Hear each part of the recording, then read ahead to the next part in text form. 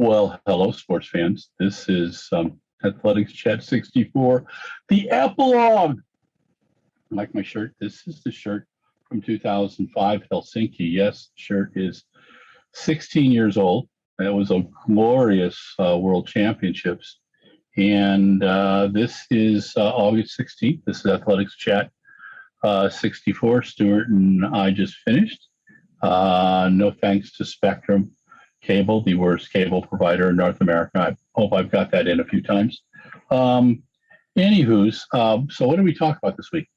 We talked about perceptions of the U.S. and the British teams. U.S. team men scored medals.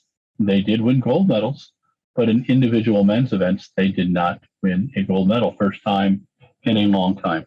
Rachel Berman from the Wall Street Journal did a lovely piece. I encourage you to read it. We've linked to it on Twitter.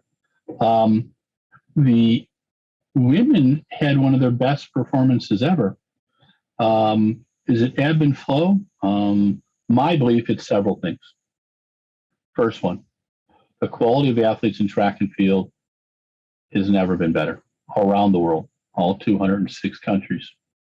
The under 20 championships in Kenya, Nairobi, begin on Wednesday. 100 countries are going to be there, not the U.S. and a few others, but there will be some tremendous performances. If you recall, in 2014, that's how Joshua Cheptegei, who did quite well in Eugene, Oregon, at the was it the World Juniors that year, or World Youth? So the talent, the young talent coming up in the sport is better, but also in the U.S. there are better quality athletes on the men and women's sides coming into track and field because they see it as an important sport. And one of the things that's happened since 1996, it's really helped track and field, is the growth of social media, the growth of the internet, the growth of blogs, the communication between athletes, young athletes and emerging athletes, media sites such as ours, and Let's Run and Track and Field News and Runner's World, which provide information. And I think we provide better information now than we did in the past. The communities of coaches online who share information, letting people know that there's no secret sauce. It's about consistent hard work. There's lots of ways to get to your goals. You've got to find one that works for you. And coaching in our sport is both an art and a science, okay? That's what people need to consider.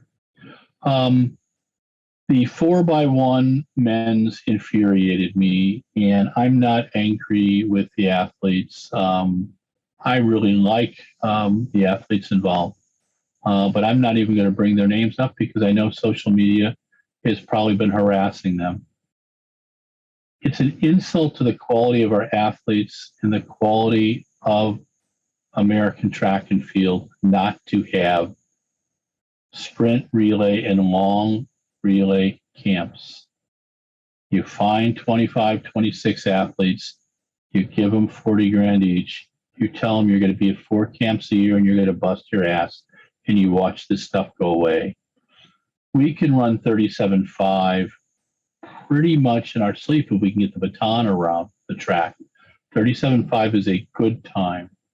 37.05 is a great time. 37.08 is a great time. Those are the kind of times. I'm not belittling the Italians. I think they did a great job. They competed well. They competed like champions. And the thing about it is there is talent everywhere, not just the good old USA.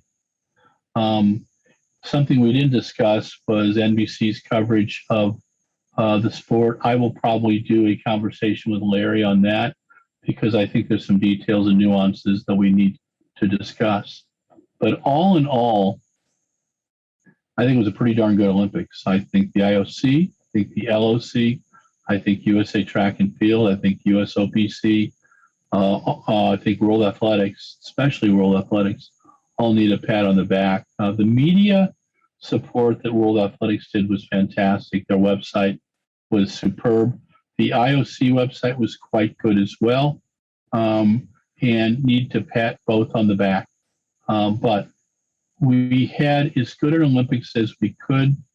We lost one major athlete, Sam Kendricks, the pole vaulter, the American pole vaulter, to COVID. Sam is a class act, and Sam will be back in it, hopefully in another Olympics, World Championship. He'll pick up some hardware. It's sad that he didn't get to compete because I think he could have shaken it up a little bit.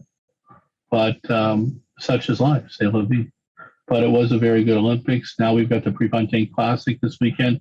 We hope the folks at Pre are able to do all the good things they need to do.